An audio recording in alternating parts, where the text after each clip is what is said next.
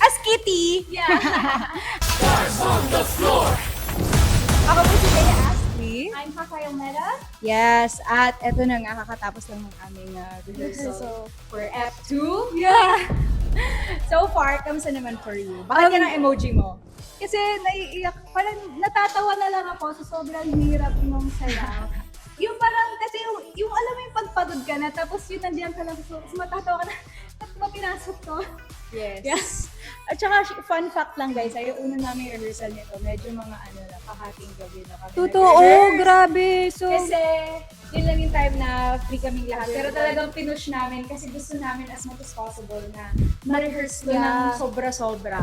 lalo na kasi like new genre for both of us. Yes, definitely for me. Yeah. Kakagaling ko lang sa burlesque kung saan, alam mo yun, malambot. Tapos Yeah. ngayon naman, Oo, tapos yung sa amin naman sa first episode, like, pa-cute kasi. Oo. So, it's like, sobrang switch tayo na naman ng personality na kailangan ibigay dito. Pero kaya nga tayo ay stars on the floor. Wow! I know! Feels na feel!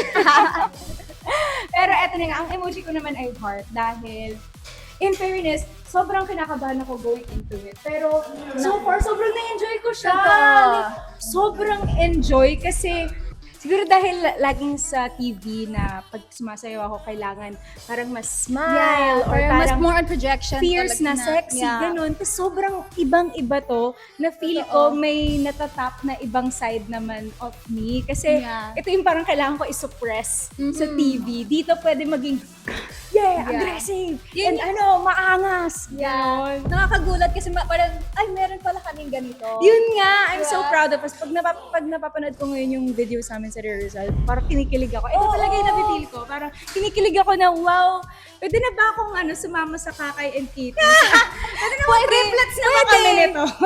Kasi parang kaming kulot. Pero Yes. na-straight kasi sa sobrang Oo. stress namin. Sa sobrang pawis sa sayaw na to eh.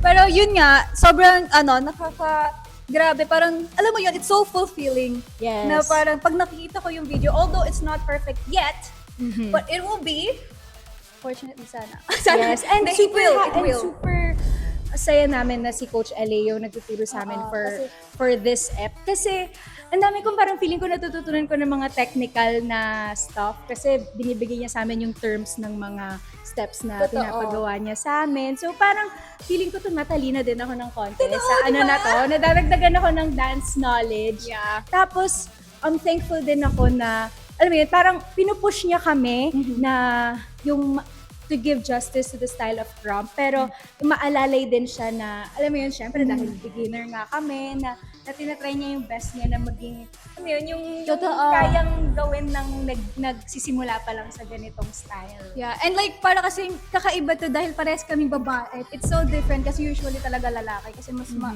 physically, mas malakas talaga yung lalaki. So when they give like yung energy, mas mataas talaga sa amin. Though, Papakita namin na Papakita kaya din din namin, namin. kaya din ng mga babae. I know. Yeah. Eto, this one's for you, Coach LA. Gagalingan namin for you.